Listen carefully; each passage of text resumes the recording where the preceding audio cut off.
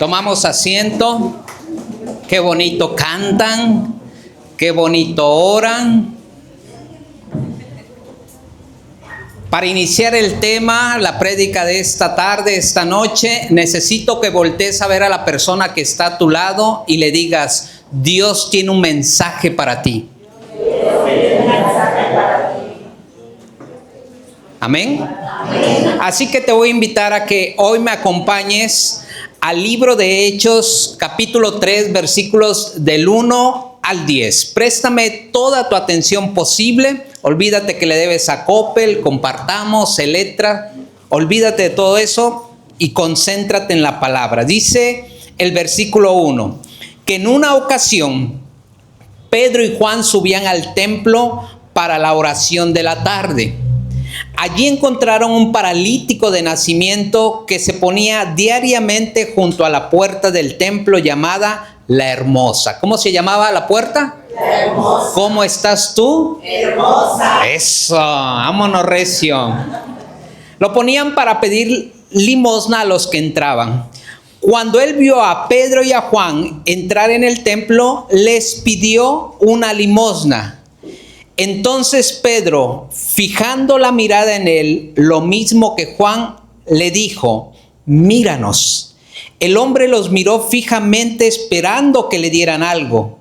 Pedro le dijo: no tengo plata ni oro. Voltea a ver al de junto y dile: estás igual que Pedro. Ni plata ni oro. Bueno, ya ahí vamos, ahí vamos. No tengo plata ni oro, pero te doy de lo que tengo. En el nombre de Jesucristo de Nazaret, levántate y camina. Y tomándolo de la mano derecha, lo levantó. De inmediato se le fortalecieron los pies y los tobillos. Dando un salto se puso de pie y comenzó a caminar, y entró con ellos en el templo, caminando, saltando y glorificando a Dios. Toda la gente lo vio caminar y alababa a Dios. Reconocieron que era el mendigo que pedía limosna sentado a la puerta del templo llamada La Hermosa.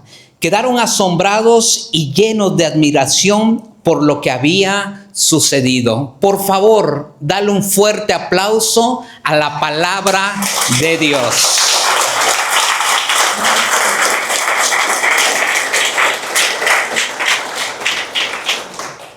Cuando leemos este texto bíblico y vemos que Pedro y Juan fueron al templo, tenemos que ver el contexto histórico de lo que estaba pasando, La situación no era nada fácil. Nuestro Señor Jesús había muerto y había resucitado.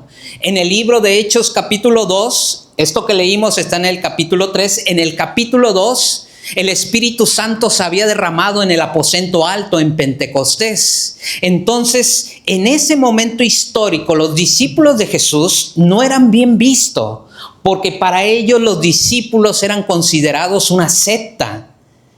No eran bien aceptados. El hecho de que Pedro y Juan fueran al templo, se exponían, se la jugaban.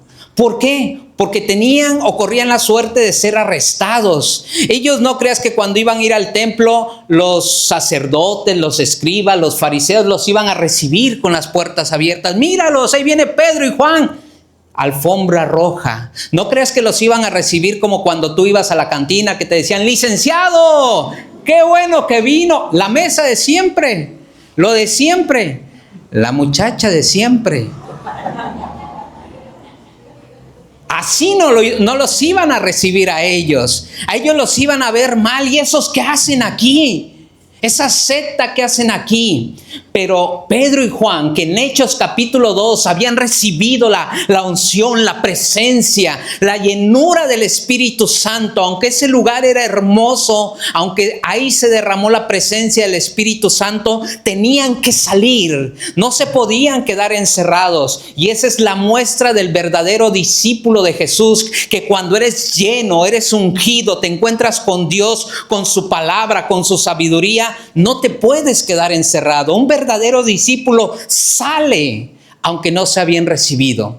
Ser discípulo es entender que va a haber lugares donde te van a mirar feo. Te van a hacer el fuchi. Ahí viene el aleluya.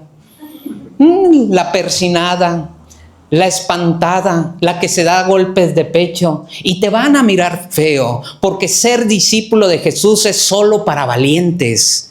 Tienes que incomodar, tienes que llegar a lugares donde hagas escándalo. Los discípulos iban a ir a un templo donde se habían perdido los milagros. Los discípulos iban a romper el status quo, las tradiciones muertas, las costumbres muertas. Los discípulos iban a hacer las cosas de manera diferente. Los verdaderos discípulos rompen paradigmas, rompen esquemas.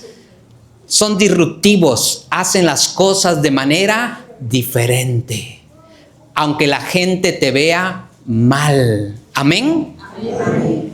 Y entonces los discípulos van al templo, van a incomodar, y va Pedro y Juan. Di conmigo, Pedro y Juan. Pedro y Juan. Pedro en edad era mayor que Juan. Juan era un chiquillo, un chamaquillo.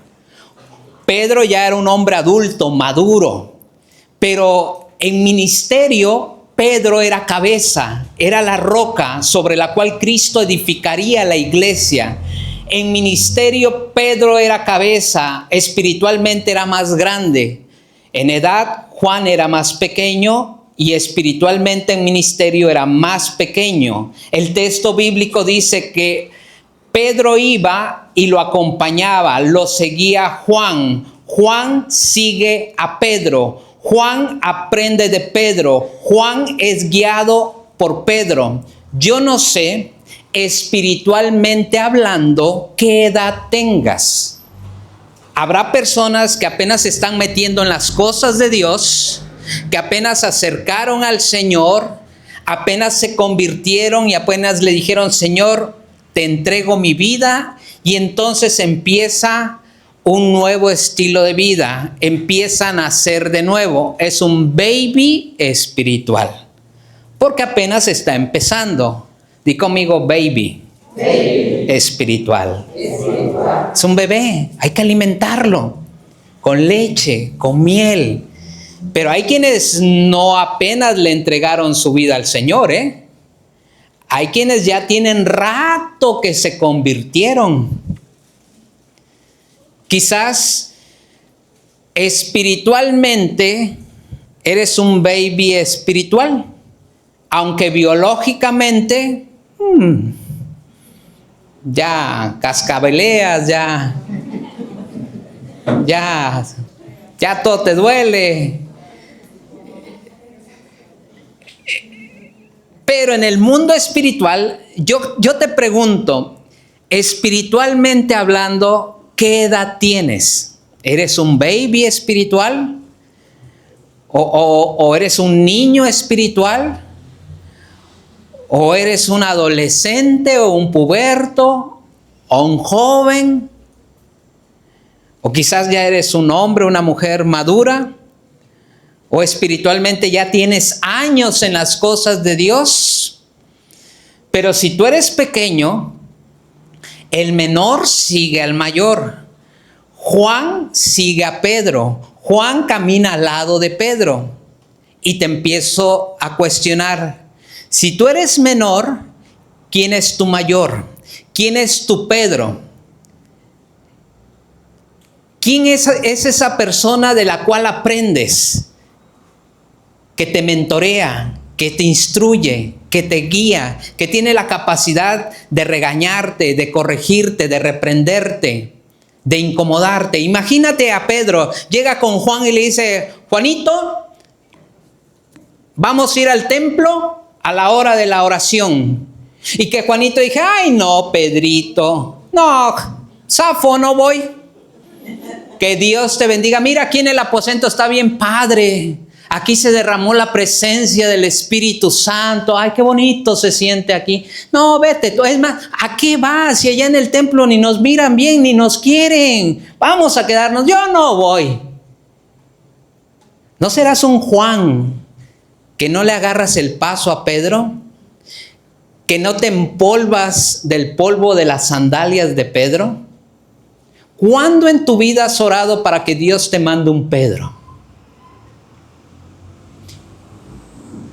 Si eres Pedro y tienes a tu Juanito, no le puedes decir: Juanito, voy al templo, ¿no quieres ir? No te preocupes, papacito, ay, quédate, yo voy solito.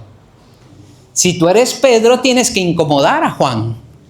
Tienes que sacarlo de su zona de confort, porque hay muchos que, como aquí recibí el Espíritu Santo en el aposento alto, ay, yo aquí me quedo, yo no quiero salir, yo no quiero hacer nada. ¿Conoces gente que no quiere hacer nada? Sí. Ay, empiezo a predicar, Si eres Pedro, tienes que incomodar a Juan, y si eres Juan, tienes que buscarte un Pedro de quien aprender, a quién seguir, con quién caminar. Aunque la gente los vea mal, aunque los critiquen, aunque los señalen, porque es preferible ser criticado que ser admirado sin Cristo. Tienes que incomodar. ¿Amén? Amén. Y entonces esto se pone bueno porque van Pedro y Juan al templo. Y cuando van al templo ven un hombre que estaba paralítico desde nacimiento. Imagínate este hombre. Todos los días a la puerta del templo entraban los escribas, entraban los sacerdotes, entraban los fariseos y lo veían, y a lo mucho a veces sacaban una moneda y le daban una limosna. A lo mucho a veces pasaban y le decían: buenos días. A lo mucho algunas veces sacaban y le daban un poquito de comida de lo que les sobraba.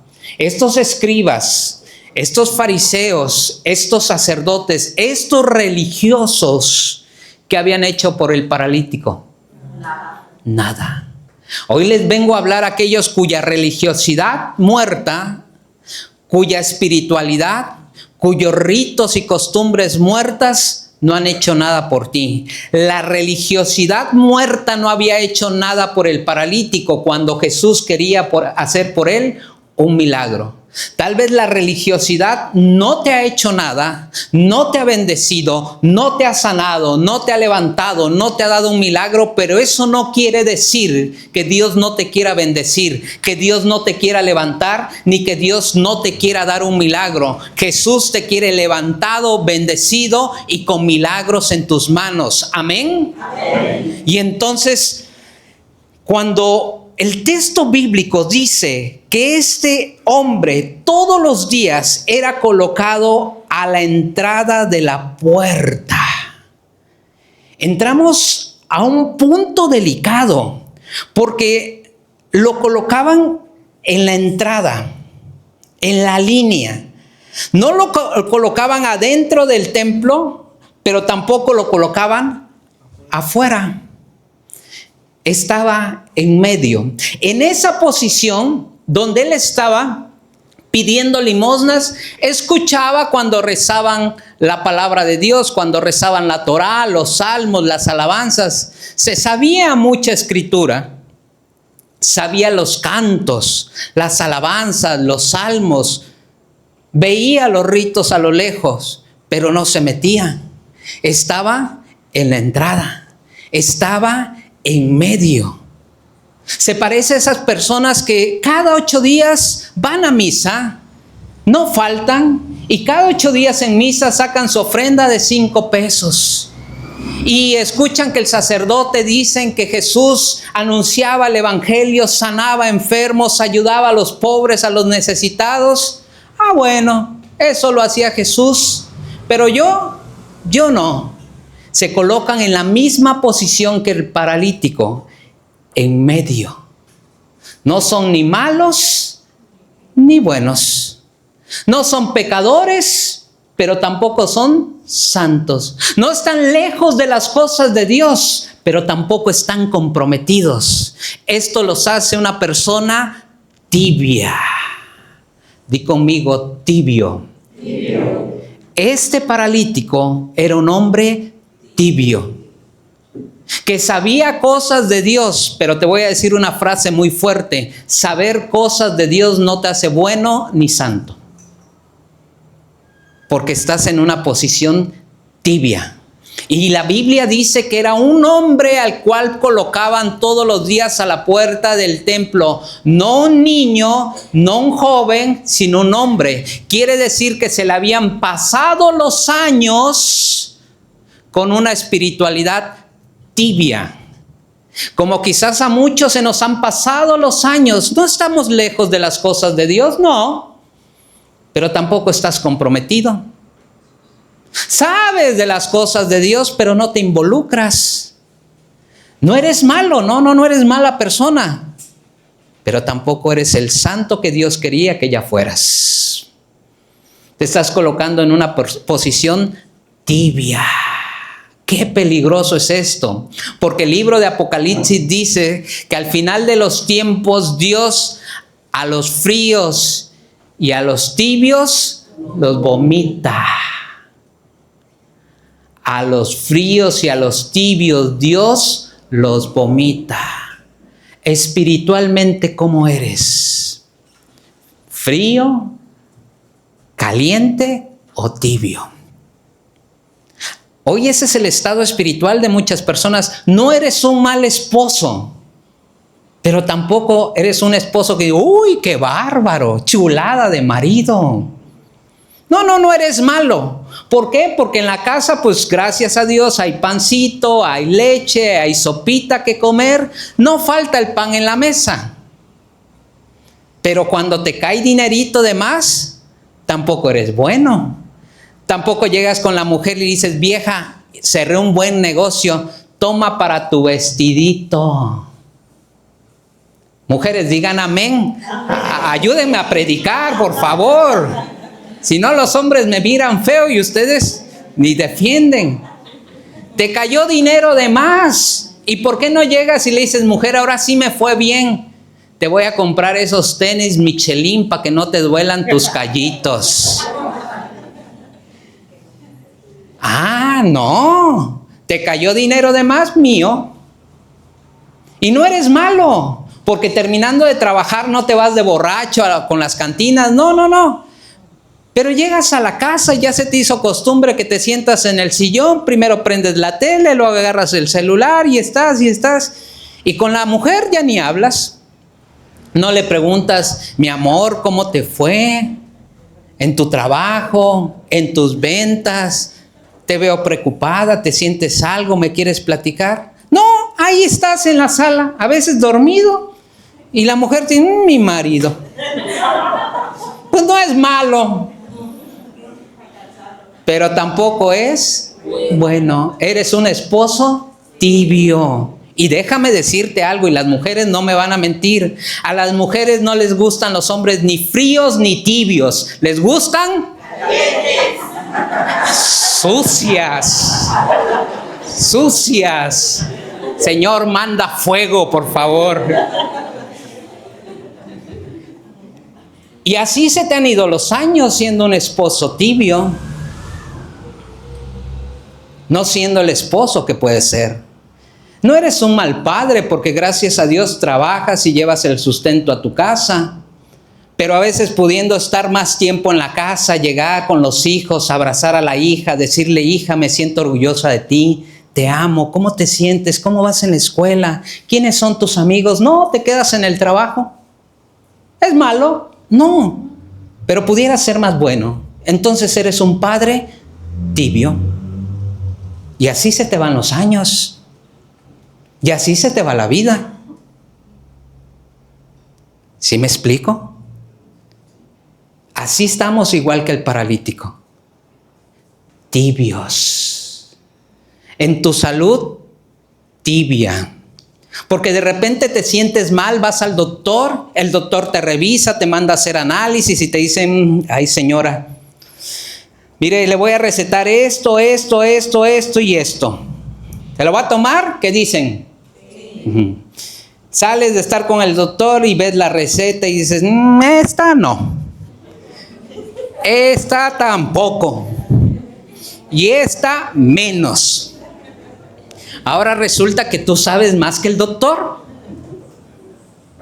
Y el doctor te dice, tiene que cambiar su alimentación. Y tú dices, hermano Víctor, la comedera es la comedera. Con eso no se meta el doctor. ¿Va usted a hacer la dieta? Te pregunta el doctor y te mira a la cara y ¿qué le dices? Sí. Y por dentro le estás diciendo, no. Tienes una salud tibia. Tiene usted que hacer ejercicio. Ay, no puedo, las rodillas. La lumbalgia. Sí quisiera yo, pero la lumbalgia, doctor. 2 días te cuidas. Ahora sí se les acabó su gordita. Pura lechuga. Llega fin de semana, me voy a morir, que muera yo contenta. Sírvanme 2.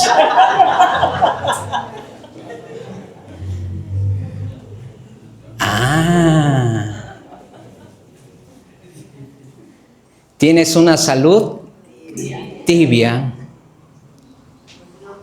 Te metes a servir en las cosas de Dios y pues sí voy. Sí participo, pero tantito.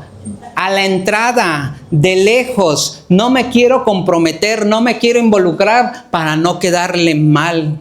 Al no involucrarte ya estás quedando mal. Al no comprometerte ya le estás quedando mal. Estás teniendo una espiritualidad tibia. Ahora empezamos a reflejarnos en este paralítico. Ahora empiezas a entender que se parece más a tu vida y a mi vida. No eres un mal trabajador porque pues llegas al trabajo todos los días, no faltas, pero no eres el acomedido. El patrón dice, ¿quién puede hacer esto? Y la Virgen te habla. No eres el que camina la milla extra.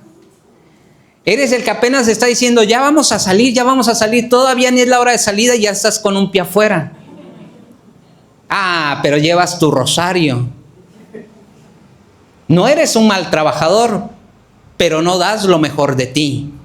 Has caído en una vida tibia, una espiritualidad tibia, una salud tibia, una paternidad tibia, un servicio tibio, una economía tibia. Pero eso no es lo peor de todo. Este hombre todos los días iba al templo. Dice la Biblia que nació siendo paralítico. Yo me lo imagino que cuando empezó a crecer, a ser un niño y a tener conciencia de sí mismo, en algún momento intentó levantarse. Sus tobillos y sus pies no tenían la fuerza y se caía. Y quizás nuevamente lo intentó, pero sus tobillos, sus pies no lo sostenían y caían. Y volvió a intentar, se arrastraba, se levantaba. Pero lo intentó tanto que descubrió que no se podía sostener. Y entonces en algún momento se rindió, se resignó a no caminar, a que esa iba a ser toda su vida. Y quizás algunos caemos también en ese estado espiritual, en resignación. Como yo nací de una familia de escasos recursos, como nacimos pobres, crecimos pobres, somos pobres y me voy a morir siendo resignación. Resignación. Como mi abuelita se divorció porque mi abuelito era bien canijo, como mi mamá se divorció, pues yo creo que estamos saladas, hermano Víctor. Yo creo que también el día de mañana me voy a divorciar. Y ya tienes una vida de pareja en resignación. Como en algún momento saliste a unas citas amorosas y decías, se me hace que este sí va a ser el indicado, y dijiste, de indicado salió chacal. Este no. Saliste una vez, saliste otra vez, iniciaste un noviazgo, una relación, te patearon el corazón, te lo rompieron, te lo tiraron, diste la confianza y otras cositas más y no las valoraron. Llega el momento donde dices, no, se me hace que me voy a quedar a vestir santos. Ya esto se lo van a comer los gusanos. ¿Ya qué? Yo quería que fuera para los humanos, pero no. Y caes en resignación. Yo me voy a quedar sola. Yo ya no voy a hacer vida con nadie. yo ya solita. Y entonces ya no aspiras a una pareja. Cuando Dios en su divino plan sueña con una vida bendecida, una familia, hijos, y tú te sueñas soltera, resignada. O hay personas que en algún momento iniciaron un negocio, voy a vender esto, voy a vender aquello, y empezaste a ofrecer tus productos, Señor, bendíceme, que me vaya bien. Y por más que oraste, por más que ofreciste, ese producto no se vendió. Y luego inicias otra venta. No, esto sí me va a pegar, en el nombre sea de Dios. Inicias la venta y te va mal. Empiezas otro negocio y te va mal. Y de tantas veces que intentaste levantarte y caerte, te levantaste, te caíste, te levantaste y financieramente caíste, llegas en un punto donde dices, no, esto de vender, de emprender no es para mí. Ya mejor ahí me la llevo, con lo que vaya saliendo. Y caíste en resignación. O hay personas que a veces en su servicio empiezas una hermandad, empiezas a compartir de Cristo, convocas a las personas, llegan, unas llegan, otras se van, luego tienes muchas, luego no llega nadie. Y tú dices, no, es que esto no es para mí, porque la gente no persevera. Y en tu servicio, cuando Dios te sueña impactando multitudes, tú te sientes resignada de que servir no es para ti. Caíste en resignación. Yo te pregunto, ¿Dios quería a este hombre tirado o levantado? ¿Resignado o bendecido? ¿Cómo crees que te quiere Dios? ¿En el suelo o levantada? ¿Resignada o bendecida? Tócale el hombro a la persona de al lado, por favor, y dile, levántate de tu resignación.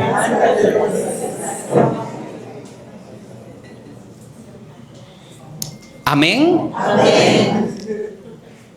Mira, el texto bíblico dice que a este hombre no le servía, no le funcionaban ni los tobillos ni los pies. Ni los tobillos ni los pies, pero las rodillas sí le funcionaban. Las rodillas sí, el problema eran los tobillos y los pies. La cadera era una cadera fuerte. Las manos sí le funcionaban. Los brazos sí le funcionaban. ¿Los oídos? ¿Los ojos? ¿La boca? ¿Y la mente? 98% de su cuerpo le funcionaba, solamente un 2% no le funcionaba. Pero ese 2% le afectaba al 98% de su vida. Y cuando el paralítico llegaba a su lugar para pedir limosnas, se postraba, escondía sus tobillos y sus pies y los tapaba con un manto. Lo que no le funcionaba, lo buscaba ocultar, tapar, que la gente no lo viera. Ese 2% le afectaba el 98% de su vida. Y a veces así estamos tú y yo. Tenemos un 98% bien, pero un 2% mal. Y eso malo que tienes en tu vida, lo buscas ocultar, lo buscas tapar, que pase desapercibido a los demás, que los demás no lo descubran. Ah, eres de los que predica bonito, de los que agarra el micrófono, sube la voz, baja la voz, toca corazones, siembra palabra, reflexiona. Pero eres de los que económicamente estás en números rojos. Predicas mal, pero estás endeudado bien. 98% haces las cosas bien y 2% las haces mal. Eres una persona que en el trabajo eres proactiva, comedida, buscas hacer esto, aquello, pero en la casa no logras tener el control. No logras tener el orden. En el trabajo sonríes, propones y en la casa explotas y lo buscas tapar. Eres esa mujer que anda maquillada, pintada, tacón de aguja y te ven bonita, te ven feliz, pero una vez que cierras la puerta de tu casa, caes en depresión, en ansiedad, en tristeza, insomnio. Se te van las noches y no puedes dormir. Hay 98% bien en tu vida y 2% mal. Es un hombre trabajador que dicen, míralo, está saliendo, está subiendo como la espuma, le está yendo bien, sí, pero al mismo tiempo cuando te quedas a solas, agarras el celular y empiezas a consumir pornografía y buscas ocultarlo para que nadie lo vea. Este 2% afecta el 98% de tu vida. ¿Qué es eso que no te deja levantarte? ¿Qué es eso que no te deja avanzar? ¿Qué es eso que no te permite correr? ¿Es el miedo? ¿Es la ansiedad? ¿Es la depresión? ¿Es la falta de dominio propio? ¿Son pecados recurrentes y que a veces los buscas tapar con éxito, con dinero, con maquillaje? Jesús quería que ese 2% desapareciera de la vida. Jesús quería una restauración completa de este hombre. El Señor no te quiere bendecir a medias. El Señor te quiere restaurar de manera completa. Allí en tu debilidad, allí en tu fragilidad, Dios te quiere fortalecer, Dios te quiere restaurar, Dios te quiere perdonar y Dios te quiere levantar. El que lo crea diga amén. Amén. Ese es el tipo de Jesús que tenemos. Ya Jesús no quiere que ocultes tus cosas, no quiere tu vida con doble moral. Jesús te quiere restaurado de manera completa, tanto que cuando los demás te vean, te admiren. ¿Amén? Amén. ¿Sí me voy explicando, familia? Sí. Hoy los noto muy callados, ¿eh? Me estás regañando. Está cayendo la palabra. Leímos 10 versículos y apenas voy en el segundo. Permíteme meterme un poquito más profundo de la palabra. Permíteme profundizar un poquito más. Mira lo que dice el texto bíblico. El texto bíblico dice que todos los días llevaban al templo, al paralítico a la puerta del templo. Lo llevaban. Él no iba por su propia fuerza, él no agarraba y se iba arrastrando por su propia fuerza para llegar al templo. No. Llegaba alguien y le decía, ya es hora de irnos. A ver, súbete. Se subía. Y ahí iban. Lo llevaban. Di conmigo, lo llevaban. Aquí iba el paralítico. Se había vuelto tan conchudo, se había moldado tanto a su realidad que buscaba que otros lo cargaran, que otros lo ayudaran. Él ya no se quería esforzar. Él ya se había acomodado a esa realidad y había buscado personas que le facilitaran la vida. Di conmigo, facilitadores. Que me carguen, que me lleven, que me solucionen, que ellos lo hagan. Y el conchudo, ahí va cargado. Me llevan, me lo hacen, me lo resuelven, me ayudan. Facilitadores. Hoy en día tenemos esposas facilitadoras. Llega el hombre y le dice, vieja, es que no hay trabajo. Es que no estoy ganando mucho, es que no me está yendo bien. Y la esposa se le queda mirando al marido, a la pareja y dice, ay, mi princeso. Pobrecito mi muñeco, ay, no tiene trabajo. No te preocupes. No te preocupes, yo voy a trabajar para que no te estreses. Vamos 50-50, 50 y 50. Yo pago y tú pagas. Di conmigo, esposas facilitadoras. Esposas facilitadoras. ¿Sabes qué estás haciendo? Que el otro sea conchudo. Que el otro se la lleve tranquila. Ya, ella pone, ella tiene, ella resuelve. ¿Yo para qué trabajo? ¿Yo para qué me estreso? Ay, mi vieja es bien chingona.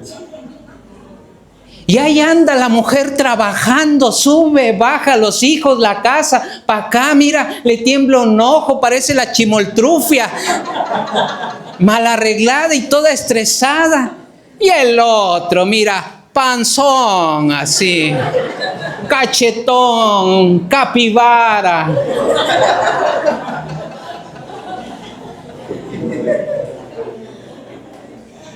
Y la mujer ahí toda así, para que el princeso no se estrese. ¿Sabes el daño que le hace a su nombre? Y luego te quejas de la vida. Es que él es así. ¿Quién lo volvió así? ¿Tú? ¿Quién fue la bruta?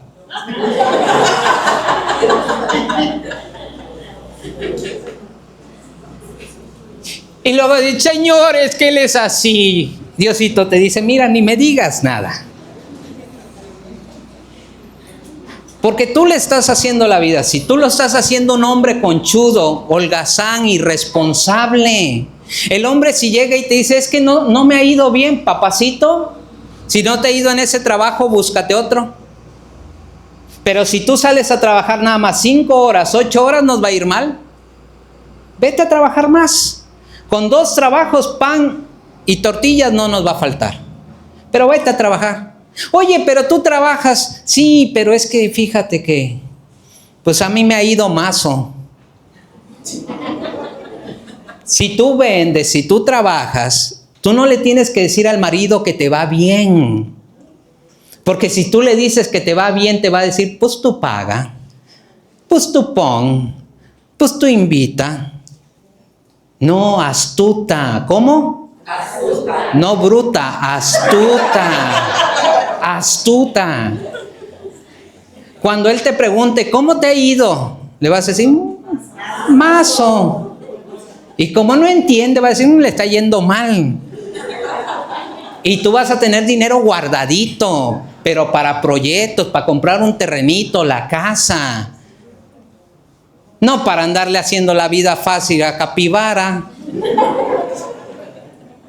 ¿Eres una esposa facilitadora? No hay, trabaja, papacito. Hoy los jóvenes, al ver que un padre es irresponsable, hoy los jóvenes crecen con ese modelo. Ay, sí, voy a tener pareja, pero yo a mi pareja, a mi novia, 50 y 50. Hoy los jóvenes están con esa mentalidad, porque lo estamos modelando los padres. Estás haciendo de un hombre y de un esposo un hombre irresponsable, facilitadora. ¿Sabes quiénes también son facilitadoras? Las mamás. Ay, mi bebesaurio. Ay, mi niño, está bien chulo, está bien guapo. 30, 35 años y lo tienes en la casa y no trabaja. No hace nada. Ay, pero pobrecito, es que no encuentra trabajo. Y llega a la casa y te pregunta, ¿qué hay de comer? ¿Hay esto? No, eso no quiero. Ahorita te hago algo que quieras. No, ahorita. Y corres y lo atiendes. Ni al marido lo atiendes así.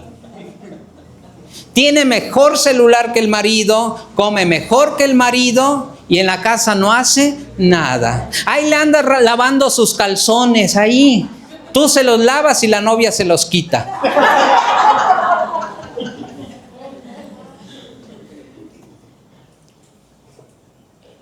Y lo tienes hecho concha. Hoy las jovencitas no saben hacer de comer. 18 años, 20 años y no saben cocinar. Yo te pregunto, ¿a qué edad tú aprendiste a cocinar? ¿A los 10? ¿A los 12? Y hoy tienen 20 años y no saben hacer nada. Ay, mamá facilitadora. Es que como mi hija va a la escuela, pobrecita, ¿y?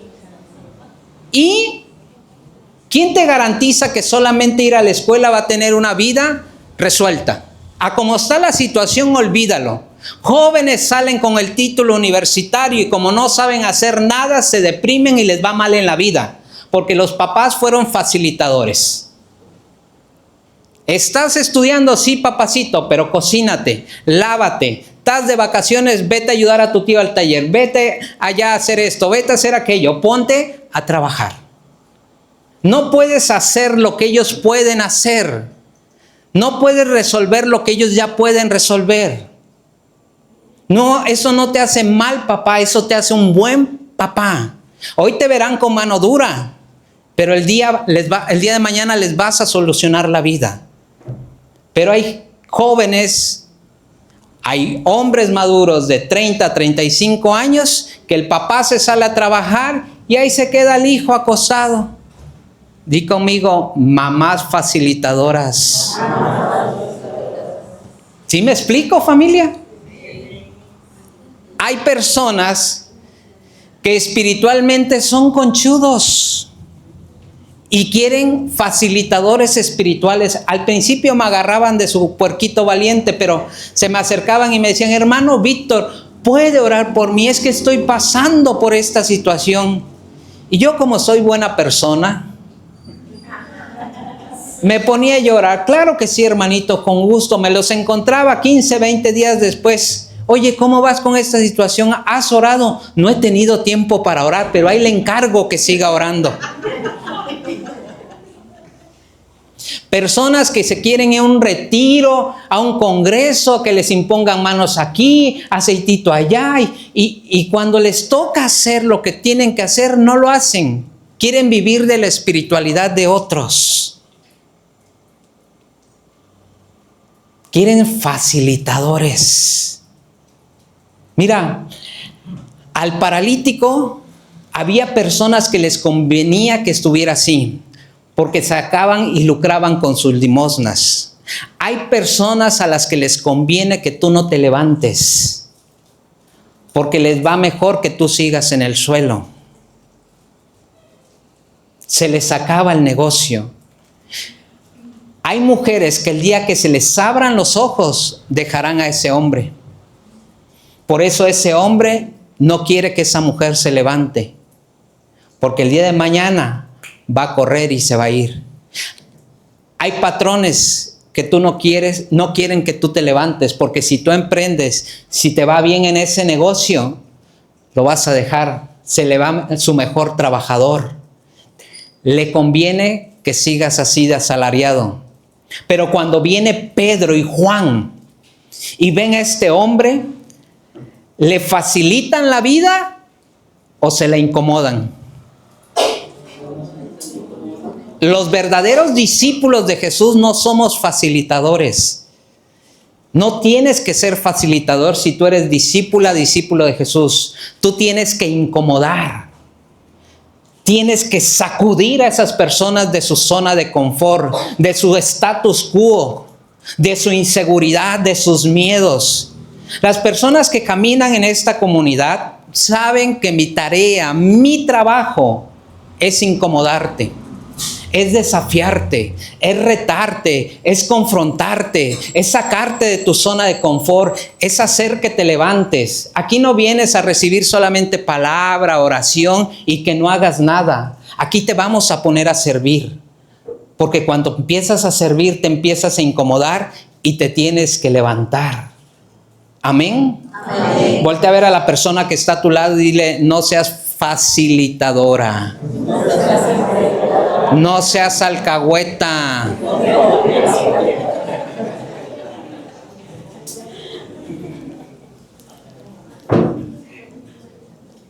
¿Amén? Amén. Mira, el texto bíblico es hermoso porque dice que cuando Pedro y Juan iban al templo, iban para orar. Ellos seguramente cuando estaban en el aposento alto dijeron, oye, ya va siendo la hora, Juanito, ponte las sandalias porque mira, hoy lo que vamos a hacer es ir al templo, nos vamos a meter, aunque nos vean mal los judíos, los fariseos, vamos a ir al templo y vamos a ponernos a orar.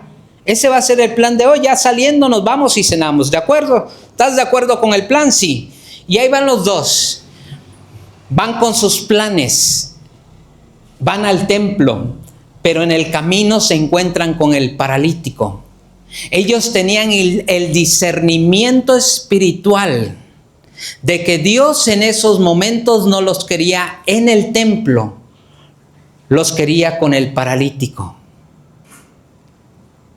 Que la agenda de Dios no marcaba el templo, la agenda de Dios marcaba el paralítico. Ellos eran discípulos que tenían la flexibilidad de que su agenda y sus tiempos los manejara Dios, no ellos. Pero tú muchas veces te metes a las cosas de Dios y quieres que Dios se amolde a tu agenda y a tus tiempos. Tú le quieres marcar los tiempos a Dios. Cuando vas al templo y Dios te manda al paralítico, le dices, no, yo voy al templo, ahorita el paralítico no. Al paralítico no. ¿Es de colorines? No. Ese no, fúchila. Y Dios te está diciendo, no te quiero en el templo, te quiero en la calle, atendiendo al pobre, al necesitado, al que vive de manera tibia en resignación, a que hagas algo por él. No, de acuerdo a mi agenda marca que a las 7 de la noche el templo. Y entonces eres un discípulo que tienes tu propia agenda que no coincide con la de Dios. Le quieres marcar los tiempos a Dios. Eres un discípulo que quiere espiritualidad de templo, pero no hacer nada por el que está en la entrada. Y la verdadera espiritualidad del templo se refleja en la calle. Si el templo no te lleva a la calle, tu espiritualidad está mal. Si el templo no se refleja en la calle, tu espiritualidad está mal. Porque hay muchos que dicen, uy, yo sí voy a misa, hago mi rosario, coronilla de la misericordia. ¿Y por el paralítico? Esta semana pasada, de aquí al miércoles pasado, 7 días, ¿a cuántos enfermos visitaste? 2. Ya llevamos 2. ¿A cuántas personas necesitadas fuiste a darle una palabra de Dios? Ah, pero no faltó a misa, hermano Víctor. Golpes de pecho.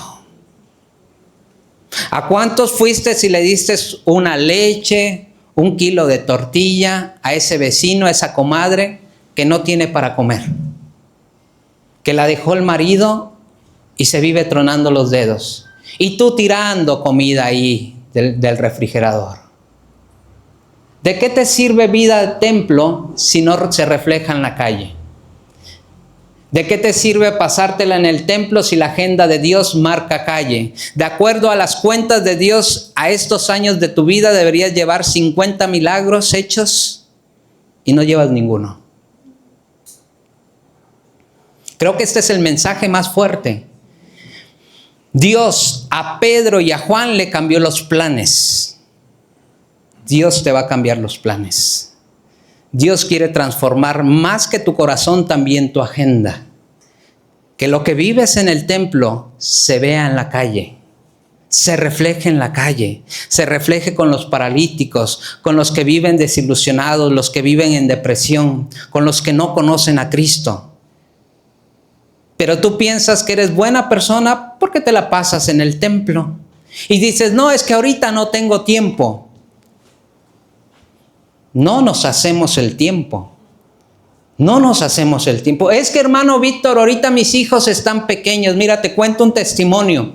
Fui a predicar y cuando estaba predicando una señora me dice, hermano Víctor, ¿le puedo compartir un testimonio? Y yo le dije, cuéntamelo para que lo cuente.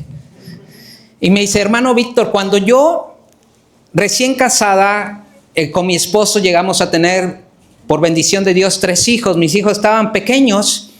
Yo me metí a servir a la iglesia de catequista. Y entonces, pues atender a 3 niños pequeños, la casa, ayudar a mi esposo en el trabajo, en la siembra de chayotes. Era muy cansado, la escuela, o sea, era bien pesado y aparte me metí a servir de catequista. Y a veces el padre quería juntas, nos ponía a hacer ventas. No, hombre, yo caía rendida. Y un día me encontré una comadre y me dijo, comadre, me di cuenta que eres catequista. Sí, comadre, yo también era catequista. Pero fíjate que un día yo dije, voy a dejar el catecismo porque pues ahorita mis hijos están pequeños y mi servicio es en mi casa. Mi trabajo es en mi casa. Dios quiere que atienda mi casa. Ya cuando mis hijos crezcan, ya regreso a servirle a Dios. Ah, sí, comadre. ¿Y qué hiciste? Dejé el servicio. Hermano Víctor, yo la escuché. Y que ella me dice, tú deberías hacer lo mismo. Tus 3 hijos están pequeños. Tienes que ayudar al compadre. Tienes que atender a tu casa. Tu primer servicio es en tu casa. Dios te quiere en tu casa. Yo la escuché, hermano Víctor, pero no le hice caso. Yo seguí siendo catequista. Mis hijos me vieron en la iglesia sirviendo, subiendo, bajando. Me los cargaba, me los llevaba. Cansado, sí. Pasan los años y me vuelvo a encontrar a mi comadre. Pero muchos años, hermano Víctor. Y cuando me vuelvo a encontrar a mi comadre, le digo, comadre, ¿cómo estás? No te había visto. Comadre, bien. ¿Cómo está el compadre? Pues ahí, su enfermedad. Pero ahí va, comadre, ahí va. Bueno, ¿y tu hija? Mi hija, comadre, salió embarazada. Salió embarazada, ya tiene su casa, la sacó por Infonavit y a veces me deja la nieta. Bueno, ¿y tu hijo? ¿Qué edad tiene? 35 años, pero no se ha casado. Ah, bueno, ya ahorita que tus hijos están grandes, ¿ya regresaste a ser catequista? No, estoy esperando que se me case mi hijo. Ya entonces... Le quería manejar la agenda a Dios. Como tú y como yo. Y le ponemos muchos pretextos. Que porque los hijos están pequeños. Que por el trabajo.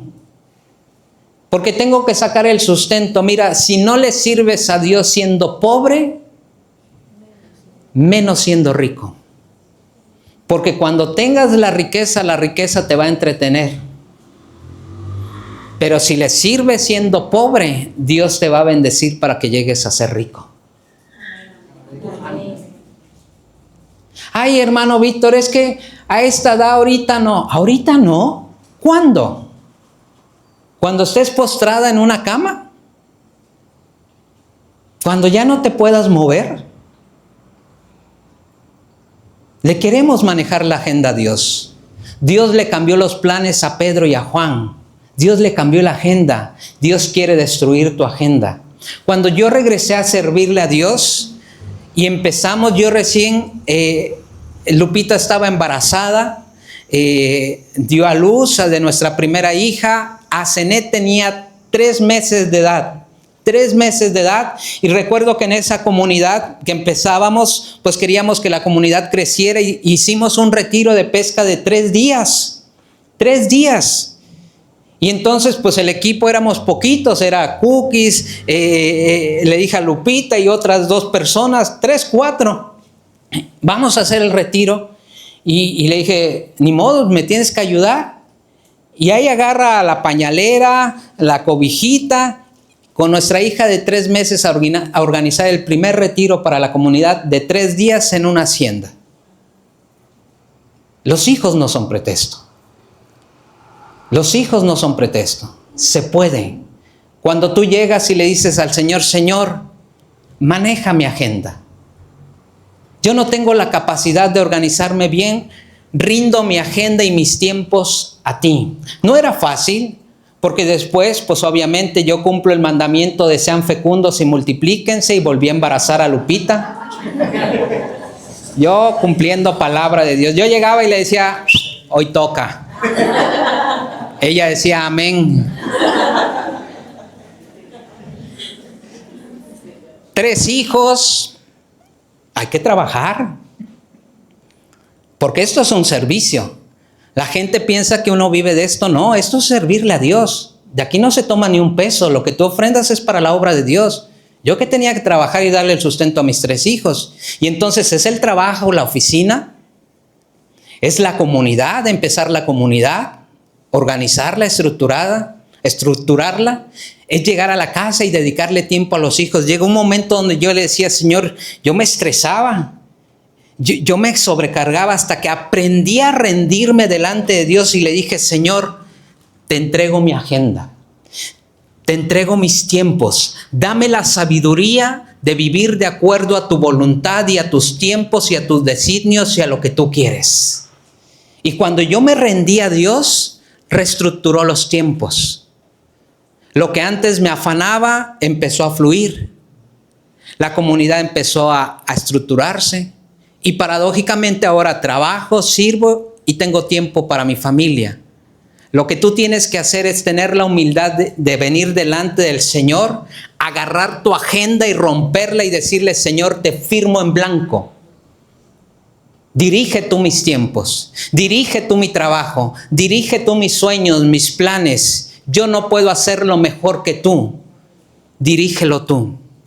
Y que Dios reestructure tu agenda, que Dios cambie tus planes, porque los planes de Él son de bien y no de mal. Amén. Amén. Y entonces, di conmigo, el paralítico pedía. El paralítico pedía. Cuando van Pedro y Juan, el paralítico estira la mano. ¿Qué pidió el paralítico? Una limosna. ¿Y qué le dio Pedro y Juan? Un milagro. Él pidió una limosna y le dieron un Milagro. Te encuentras a Pedro, a quien Cristo instituyó como el primer papa, recién ungido del Espíritu Santo, con las llaves del reino de los cielos.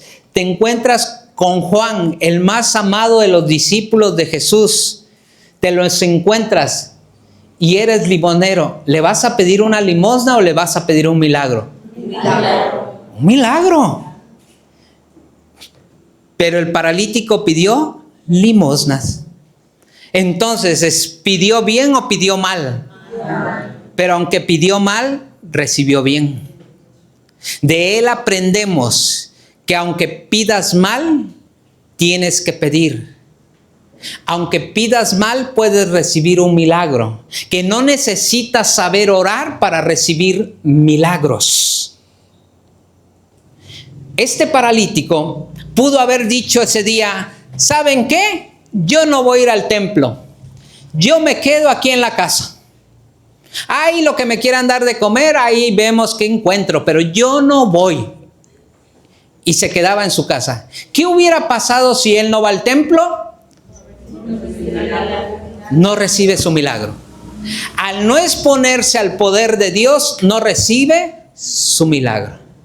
Hay muchas personas que no se están exponiendo al poder de Dios. Hay muchas personas que ya no salen, que viven encerradas. ¿Ya para qué?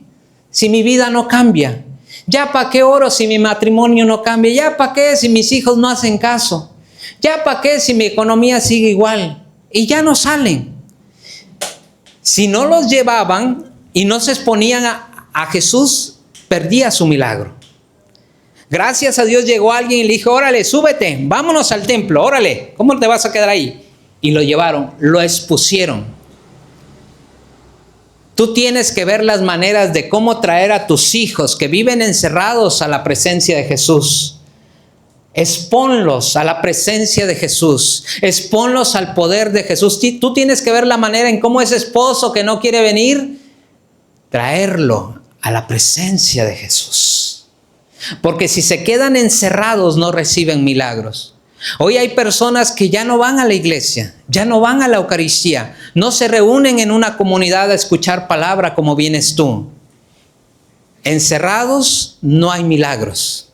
La segunda actitud que podía haber tenido este hombre es como aquellos ciegos que los llevan a los lugares donde piden limosnas, pero hay ciegos, hay paralíticos, hay lisiados que ya no estiran la mano, simplemente tienden su manto. Ahí lo que me quieran echar, ahí lo que me quieran dar, ya no pido. Hay ese tipo de personas. Aquellos que son expuestos, que llegan al lugar donde pueden recibir, pero no piden.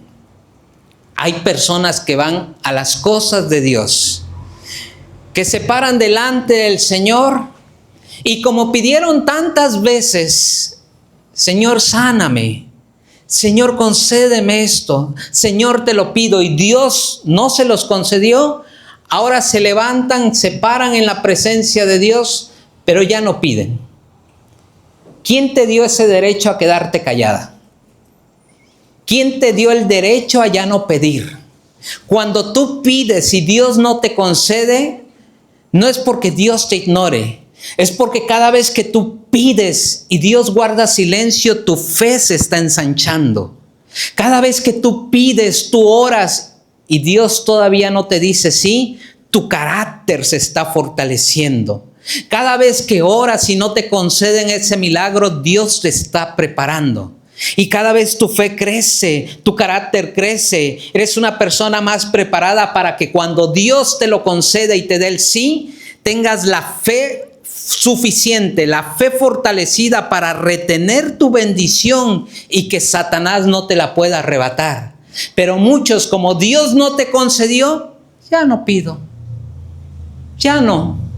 Yo sí creo en Dios, pero ya no pido. Y te haces pensar que porque no pides, porque no demandas al cielo, eres más espiritual. Ya no le pido a Dios porque Dios sabe todas las cosas que necesito. Sí, pero se las tienes que pedir. Eres como los paralíticos que solamente tiran el manto y no piden. Me encanta, tenemos que ser como este paralítico, porque este paralítico fue puesto, expuesto y pidió. Di conmigo, pedir. Pedir. Aunque no pidas bien, tienes que pedir. Él pidió mal y recibió un milagro. Para romper tus esquemas mentales, que no tienes que ser una persona que sabe mucho para recibir milagros. La Biblia no dice que este hombre fuera santo y por lo tanto recibió un milagro, pero alguien te enseñó que tú tienes que ser una buena persona, que no tienes que ser pecador para que Dios te dé milagros. Eso no dice la Biblia. Dios aún a los pecadores les concede milagros si tienen fe, si saben pedir. Pero alguien te enseñó que como no sabes mucha escritura, no te sabes muchos libros de la Biblia, pues Dios no me va a conceder porque no sé mucho. Si Dios no te da porque sepas, sino porque Él es amor y misericordia.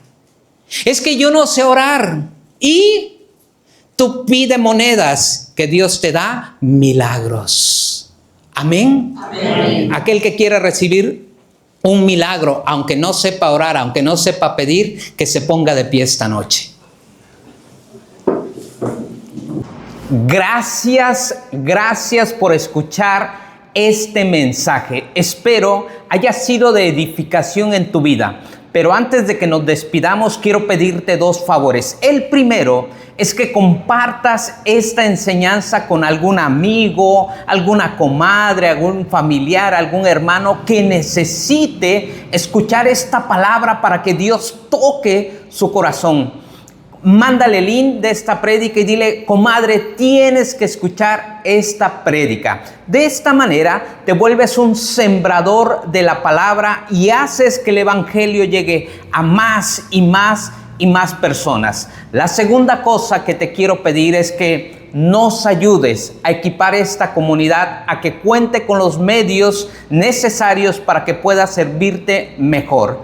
Esto lo hacemos posible si tú nos ayudas con una ofrenda, una donación, lo que nazca de tu corazón. Si estás en Estados Unidos, $1, en México, $1, 5 pesos, 10 pesos, lo que desees. De esta manera podemos sufragar todos los gastos que implica realizar contenido, pero sobre todo sostener una comunidad que le sirva a Dios, que le sirve al evangelio. Apelo a tu generosidad. Aquí aparece un link o en pantalla aparecen los datos para que puedas realizarlo y tal como lo dijo nuestro Señor Jesús, aquel que les dé un vaso de agua no quedará sin recompensa, que lo que tú aportes te sea multiplicado y bendecido al 100%. Amén. Gracias por tu aportación y no olvides suscribirte y activar las notificaciones. Nos vemos en la próxima enseñanza y que Dios te bendiga.